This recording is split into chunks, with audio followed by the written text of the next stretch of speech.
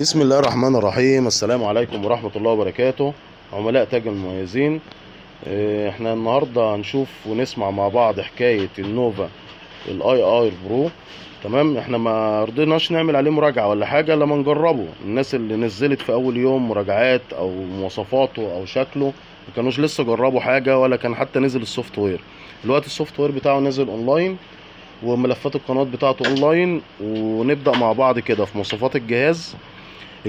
المعالج بتاعه 6605 راماته 1 وفلاش 16 معاه روموتين، ريموت عادي وريموت بلوتوث. الواي فاي داخلي. عليه السيرفرات اللي موجودة عليه 15 شهر فروفر و3 سنين نوفا، مقسمين لسنة نوفا وسنة اكس اي بي تي في وسنة اورما. طبعا المنظر الخارجي بتاع الجهاز زي ما انت شايف كده منظر شيك وحاجة جديدة ونازلة من شركة نوفا. تمام. منظر العلبة برضو نفتح العلبة من جوه، ده منظر العلبة من بره. العلبة بيجي معاها الريموت البلوتوث، تمام، والريموت العادي وادابتور الشحن ووصلة الاتش دي الاصلية بتاعت الجهاز. تمام، والعدسة الرقمية الخارجية، وكده كده في عدسة امامية في الجهاز. قلنا ال 15 شهر اي بي تي في الفوريفر، وعندك السنه النوفا ماكس اي بي تي في وسنه اكس اي بي تي في والسنه الاورما، وفي شهر واحد ابولو. الصوتيات طبعا اللي فيه مفتوحه بتاعه الفوريفر، وعندك كمان منزلين عليه صوتيات النوفا. بيدعم اليوتيوب بقى، بقيه المواصفات اللي احنا عارفينها الحاجات العاديه موجوده فيه. بالنسبه للجهاز ده في الفئه السعريه بتاعته سعر مميز جدا، لانه بيتراوح برضه سعره من 550 ل 600 جنيه على حسب المكان اللي بتشتريه منه، وعلى حسب السعر جمله او قطاعي. تظبيط الجهاز اهم حاجه. انت عندك اول ما تستلم الجهاز بتخش على المنيو كده بالمنظر دوت. اهم حاجه عندك بتخش على التركيب وتعمل استعاده برمجه المصنع. الخطوه دي مهمه جدا. في اول حاجه بتعمل على الكل ويقول لك نعم، تعمل استمرار ويعمل ريستارت. بعد كده بتوصل الواي فاي بتاعك عادي، وبتخش على الفي اف تي بي، هعملها معاك برضو اونلاين، وتحط الباسورد بتاعك عادي وتبدا تفعل السيرفرات بتاعتك. بعد ما بتخلص الخطوه بتاعت اعاده ضبط المصنع بتخش على المنيو عادي وتنزل على الشبكه، تبدا توصل الواي فاي بتاعك. اوريها لك اهي خطوه خطوه. تخش على الباسورد بتاعك وتخش على الشبكه وتدوس الباسورد وتدوس احمر للتاكيد وتدوس اوكي كونكت بالاحمر، بيعمل معاك كونكت كده، يبقى الشبكه متوصله. بتخرج هتنزل على الفي اف تي بي. في اف تي بي بتخش عليها، بتيجي على الصفحه دي بتدوس احمر من الريموت، بيدخلك على صفحه. اول حاجه دوت عندك فوق ده السوفت وير بتاع الجهاز نفسه. اول حاجه فوق السوفت وير بتاع الجهاز نفسه، بنديله اوكي ونقول له ابديت، بنقلب من اليو اس بي الابديت ونديله اوكي، بيبدا يحمل السوفت وير. بعد السوفت وير هنعمل الخطوه تاني بتاعت اعاده ضبط المصنع، ونفس الكلام ده بينطبق على اي حاجه فوريفر او اي حاجه فون كان. ضروري جدا بعد تحديث السوفت وير انك تعمل ضبط مصنع للجهاز.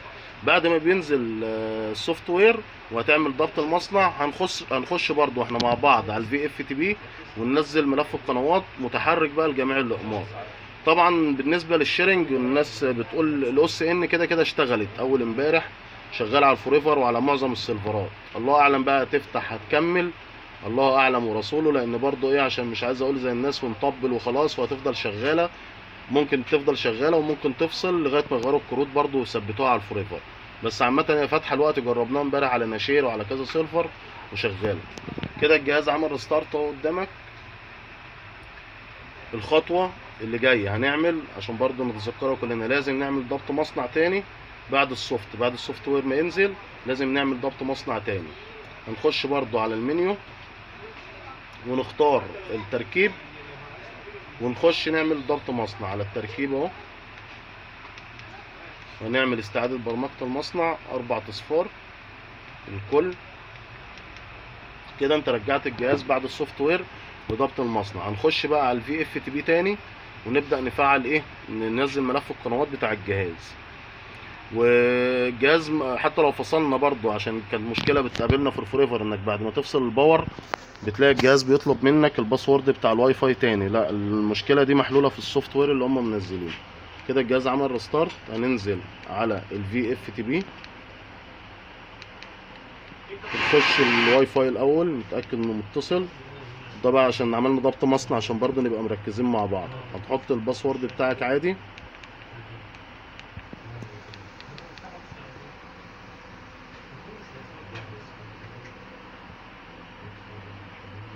برضه موضوع الشباك والنجمة والكلام دوت بتيجي هنا في الاخر خالص فوق على كلمة مميز، تدوس عليها هتظهر العلامات قدامك اهي، والرموز كلها موجودة. بعد ما بتكتب الباسورد بتدوس احمر للموافقة، بيأكد لك الباسورد، بتعمل كونكت على طول، بيكتب لك كلمة كونكت اهي، يبقى كده ربط. هنخش بقى على الفي اف تي بي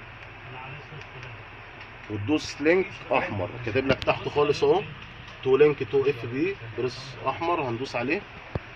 هننزل بقى ملف القنوات. تاني ملف على طول هو اختصاره او اخره اس دي اكس.